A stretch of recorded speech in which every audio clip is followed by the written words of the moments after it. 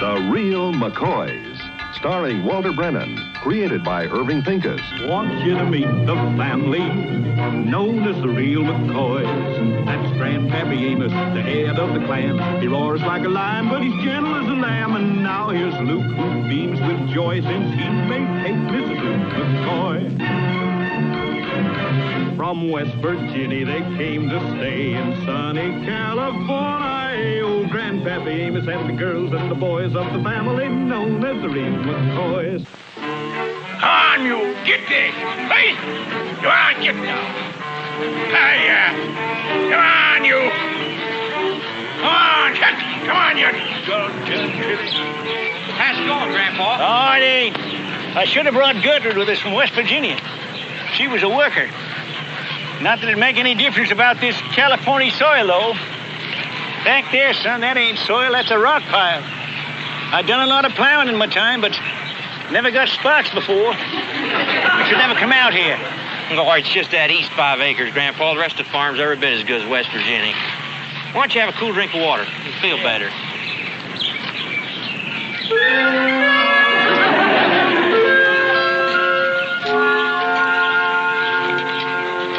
All here's an appetite. Grandpa, why don't you change your mind? Let me call that salesman and have him bring us out here a tractor. I ain't gonna plow with nothing I can't yell at. Grandpa, sometimes your head can be as hard as one of them rocks. We can't work this farm without no tractor. It's gonna take more than a tractor to make farmland out of that strip up there. And besides, we ain't got no money.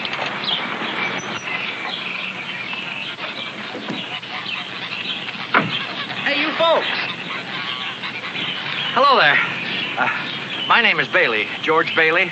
I'm an insurance broker from Los Angeles. Yeah. We're the McCoys. McCoy. We don't want no insurance. If one of us dies, the rest of us is on his own. Oh, no, I'm not selling insurance. In fact, well, I'm retiring. That's why I'm here to see if I might buy a little land from you. Well, Mr. Bailey, I only need for sale. Well, I wouldn't need much, just a few acres.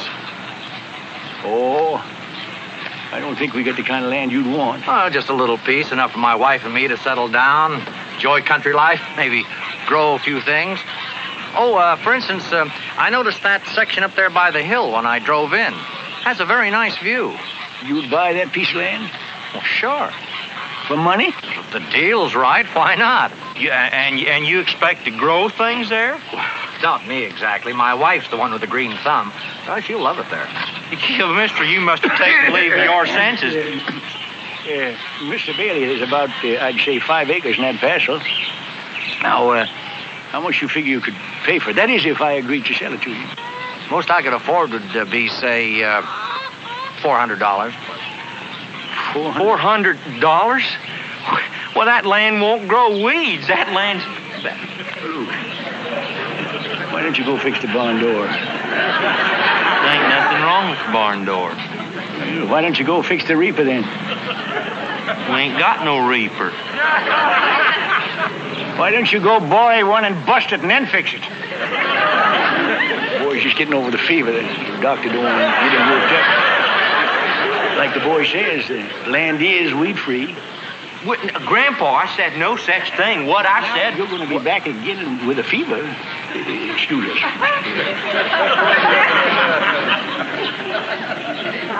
Look. It ain't that I don't like to have you around, but would you go away, please? What are you fixing to do? That poor fella's ignorant. You're not going to take advantage of him, are you? This is big business. He wants to buy a piece of land. I might want to sell it. Now, go on, will you? Oh, now, Grandpa, he's just a... Now, look, I've been around this a lot longer than you have. I can handle this all right. I'll see you over at the house. Go.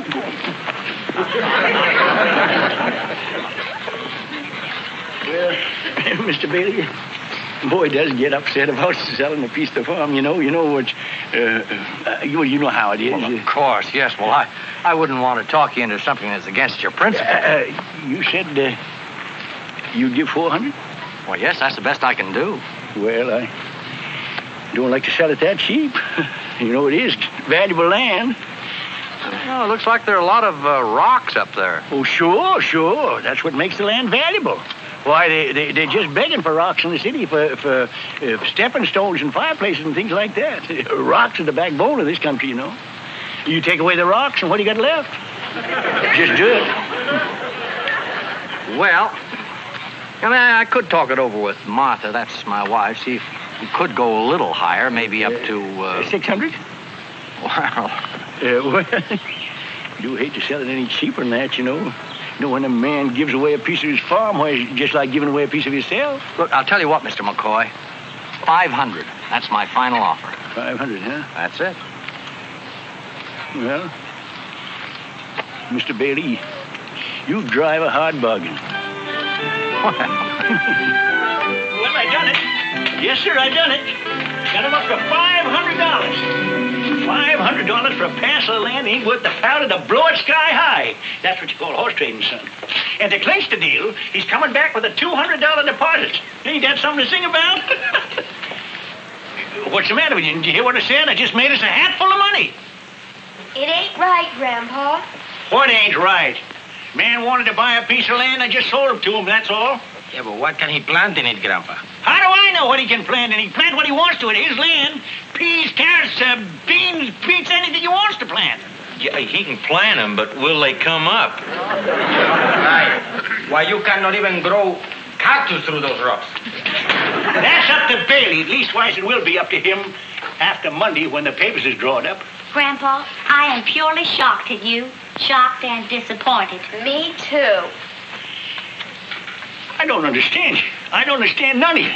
Here I go out and do something that's good for the whole family, and you treat me like I was a horse thief or something. Look, the money belongs to all of us. Do you understand? All of us. Can I have mine now, Grandpa? What's the matter? Grandpa, we don't want no part of that money. We don't want no part of ill-gotten gains. Do we, Luke? Now let's just all sit down and have our lunch. That's right. Well, excuse me, but it wouldn't spoil the appetite if I sat down and ate with you, would it? I reckon that's a chance we ought to take. Yeah, Grandpa.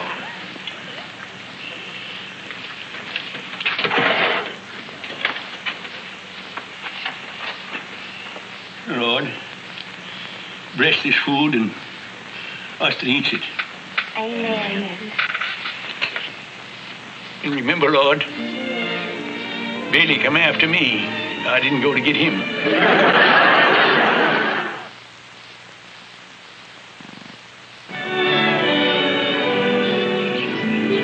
Peppino, it's working. He's taking the bait.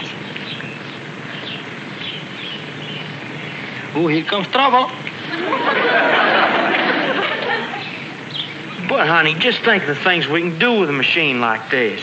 But, Luke, honey, you wouldn't even want a tractor that was bought with dishonest money. Would you?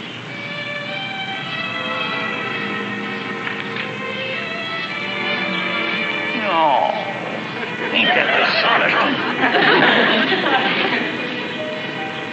Dang women. None of them know their place. Luke,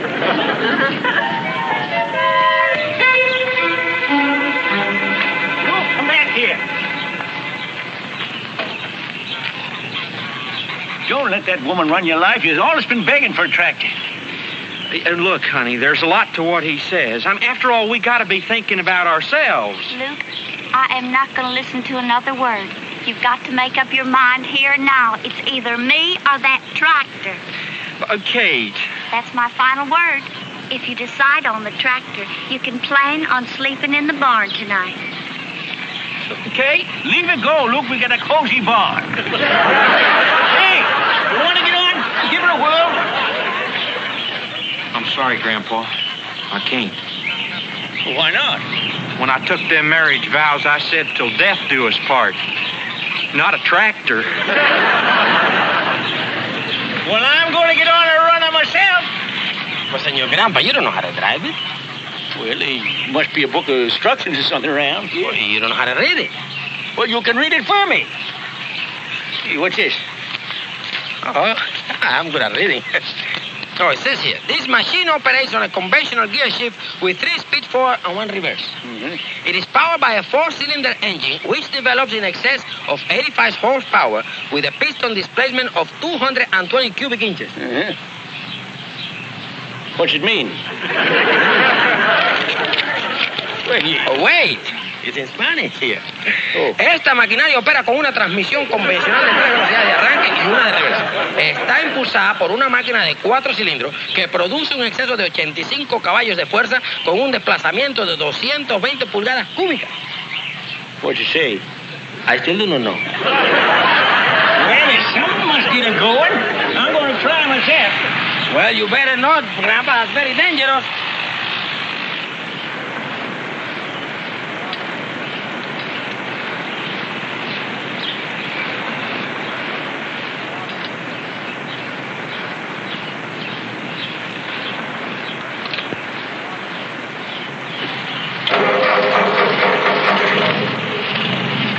Well, you better shut it up. I don't know how I done it.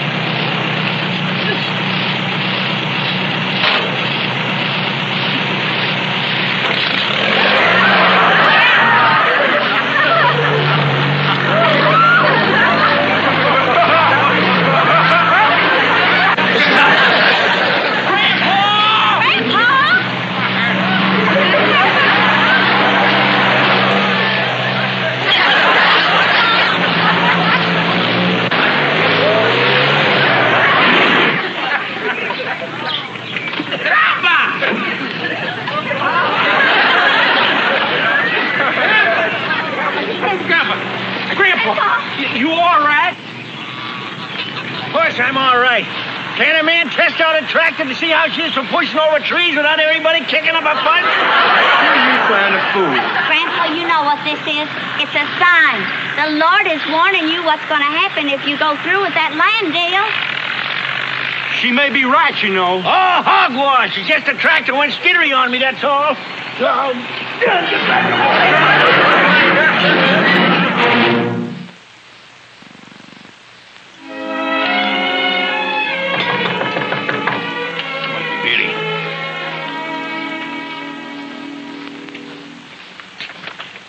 Well, Mr. Bailey, come on in. Oh, thank you. Just in time to have a little coffee. Oh, I just ate. I'm interrupting your Sunday dinner. Oh, we're just finishing. Sit yourself down. Oh, thank you. Yeah, this is my family, Mr. Bailey. How do you do? Sure. Well, sir, I told my wife about the land. Yeah? She's as happy as a lark. We're going to be mighty pleased living there. Mm-hmm. What I mean is, enjoying the country life, the good fresh air and all. Oh, yeah.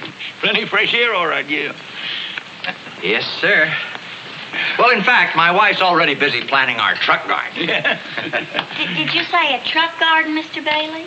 Oh, yes. I noticed you folks raise your own corn, tomatoes, lettuce, things like that. Guess I can do the same, huh? I reckon you better talk to Grandpa about that. Well, Sure. You can raise anything there. That's swell land, mister. Little Luke. Oh, you can, Keith. Just because there's a few rocks there don't mean that it ain't good land. Well, they give good money for rocks in the city. Fellow could become a millionaire on the rocks alone. Couldn't he, Grandpa?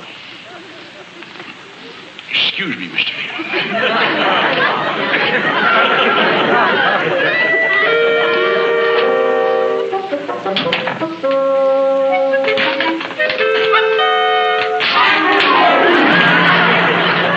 What'd you do that for? It'll learn you not to tell lies. Well, I only said what you said. You was lying, wasn't you? Yeah, that's different. When I said it, I was doing it as a smart businessman. Well, I was only trying to be smart like you. I know he's trying to be like you. And then you go and hit me. Well, I guess I asked for it.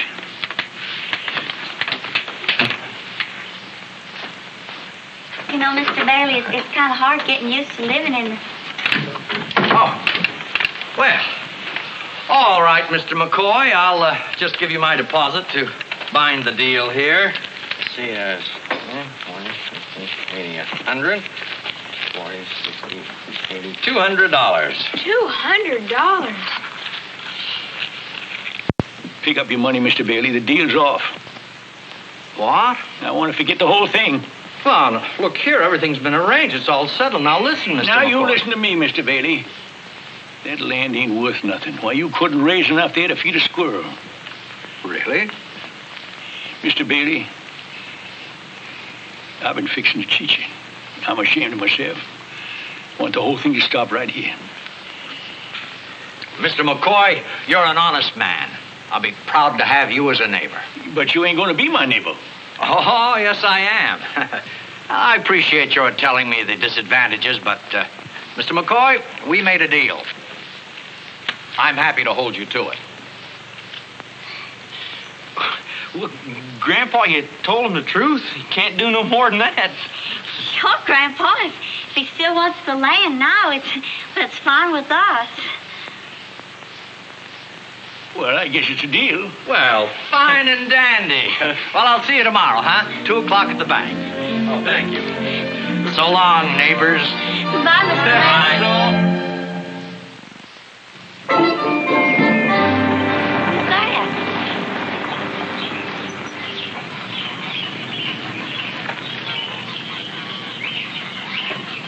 Howdy. You folks own this place? Yeah? Good.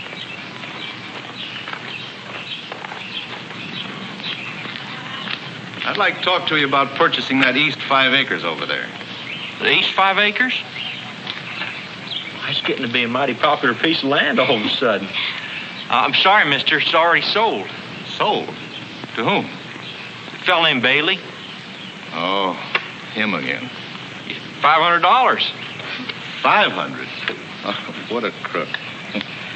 How he finds out about these freeway plans, I'll never know. Freeway? That's right. I'm a purchasing agent with the Highway Commission. My name's Fenton. Our new freeway's going right over those 5 acres. Now, I came down here to buy it from you, but I guess I'll have to deal with Bailey. What?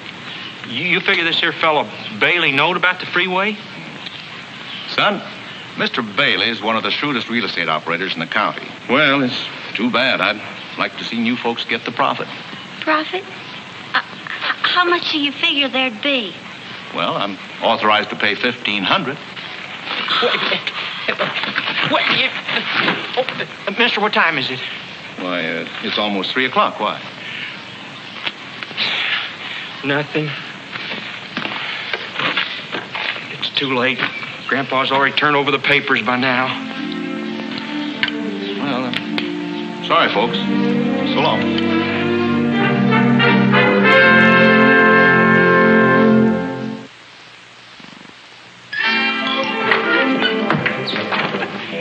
Deal all signed, sealed, and delivered. Well, did you hear what I said? I done closed the deal, and there's the money. Grandpa, don't get all head up, but there's something I got to tell you. Don't push money away like that, boy. That's real United States money. That ain't Jeff Davis's picture. That's Grant. He was on the winning side. Grandpa, I think you better listen to Luke. You know that fella wanted that land so bad that I could have got him another $50.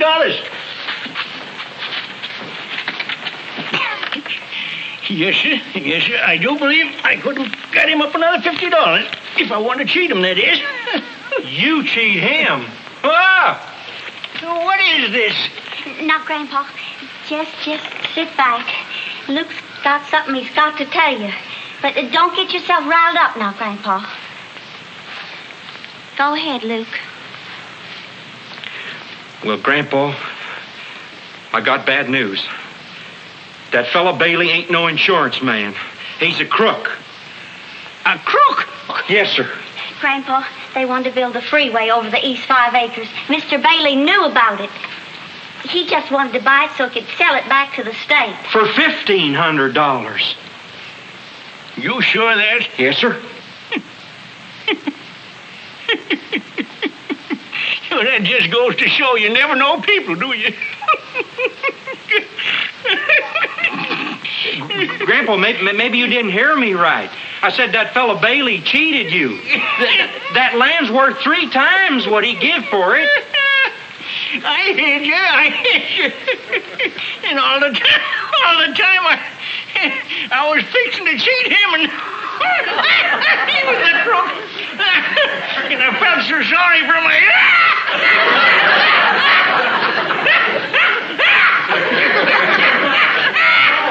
You better run and get the side of Grandpa's plumb hysterical. Grandpa.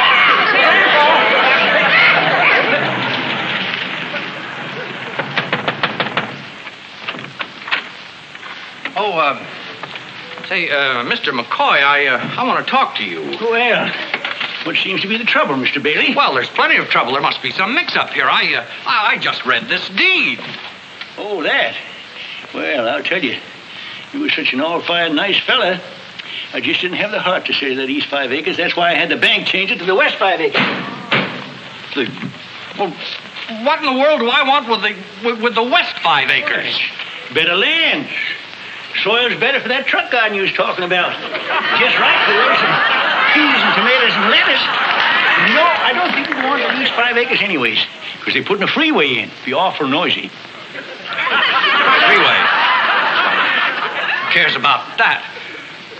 The point is, you didn't write out this deed as we agreed. Now, I want my money back. Mr. Bailey, you was in such an all-fired hurry to get that deed, you didn't stop to read it. I don't care, McCoy. I want my money back. Well, now, I hate to see an unhappy man, so let's call the whole thing off, huh? There you are. Wait a minute now. There you are. So long. I hate to lose such a fine neighbor. Hi, Mr. Crook.